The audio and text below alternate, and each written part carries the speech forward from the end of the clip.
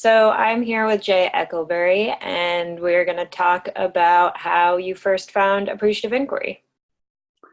So yeah, I was introduced to appreciative inquiry, like lots of people, through the Thin book. Um, Hammond's wonderful introduction, which I continue to use and introduce other people to appreciative inquiry through. I was part of the pilot group for a leadership institute that still is happening at the University of Wisconsin-Madison, but this was back in like 1992. And they had gotten permission to hand out photocopied versions of the Thin book as a part of this pilot about establishing a leadership institute at University of Wisconsin-Madison. And I walked away from that meeting when they introduced the concept and handed out the Thin book. Walked back to my office saying, first thing I said to myself was, well, this is the way that performance evaluations should be done, because I struggled with them. Everybody hates them. And I said to myself, I'm going to start doing appreciative interviews, appreciative inquiry as performance evaluations, and have done them that way ever since, and written about it, been published about it, all that stuff.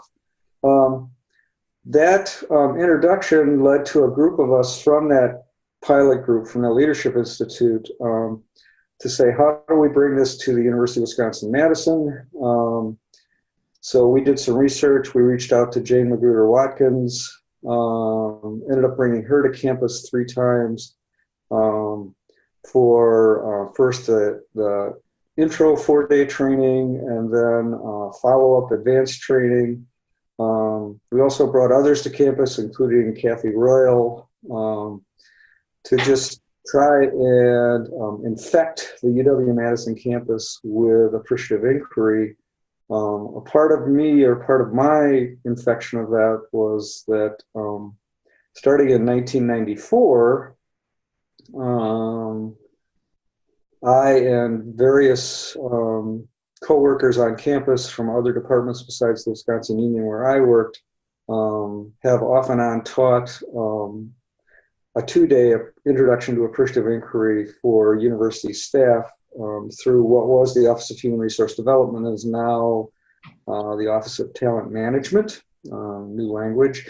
Again, trying to infect the campus with this idea of appreciative inquiry. And I myself thought it was so important because University of Wisconsin-Madison is a huge research-based university, 45,000 students, 20,000 staff, and science is king.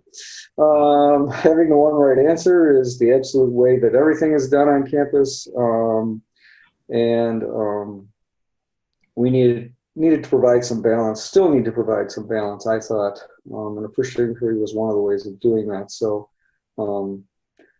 tried to, like I said, as much as we could, infect the campus with appreciative inquiry for whoever was interested. So that has been, since the late 1990s, a goal. Perfect.